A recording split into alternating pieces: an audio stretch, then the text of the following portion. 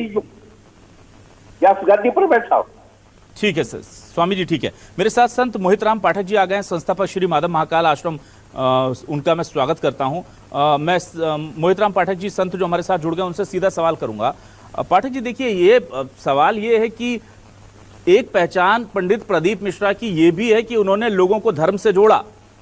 जो उनका प्रभाव क्षेत्र है वहां पर लाखों लोग जो हैं उनके प्रभाव में आकर के शिवालयों में उन्होंने जाना शुरू किया, शंकर जी की आराधना शुरू की और बहुत धर्म के लिए उन्होंने काम किया है।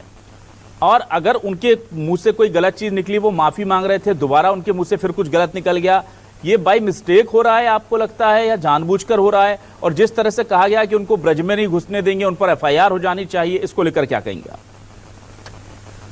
हम तो राम जी के चरणों को प्रणाम करते हैं, माँ राधा रानी को प्रणाम करते हैं, पूज्य गुरुदेव भगवान महामेहमान उनको प्रणाम है, आदरणीय गौतम जी को प्रणाम करते हुए जो विषय आपने कहा कि स्वामी जी ने बताया कि घर घर तक से भक्ति को पहुंचाने में उनका बहुत बड़ा योगदान है। आज जिस समय मंदिरों में भीड़ खत्म हो गई थी, कोई पूछने वाला नहीं था जिस प्रकार से, मगर आज शिव मंदिरों में घंटनाद हो रहा है, जल चढ़ाया जा रहा है, महादेव की पूजन हो रही है। इसलिए मैं उनको मिश्रा जी को बहुत बहुत साधुवाद दूंगा। और बाबा तुलसीदास जी की जहाँ तक बात स्वामी जी ने कहा कि क्यों हो रहा है या किस कारण से हो रहा है, तो नहीं कली कर्म न भक्ति विवेकु राम नाम अवलंब है।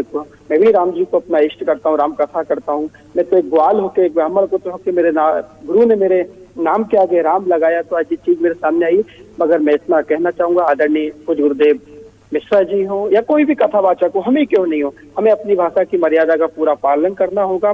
तुलसीदास जैसे संत बाबा को गमार के नाना पुराण निगम आगम, जो व्याकरण के ज्ञाता थे, जिसने भागवत को, शास्त्र को, वेद को ट्रांसलेट करके हिंदी में जन जन तक पहुंचाया, ऐसे तुलसीदास गमार नहीं हो सकते। आदरणीय गुरुदेव को राधा रानी का विषय हो, ब्रजभाषा का विषय हो, माफी मांगते हुए आगे बढ़ना चाहिए। सभी सनातनी हिंदू जन एक हो, सभी संत एक हो, तभी भारत में सनातन का विस्तार होगा। जी ठीक है, मैं पंडित विनोद गौतम जी के पास वापस आता हूँ। पंडित विनोद गौतम जी, आपसे मैं ये जानना चाहता हूँ, ये जो इस तरह के विवाद होते हैं बाबा या संतों के बयानों को लेकर, खास तौर से धर्म को लेकर, अब चूंकि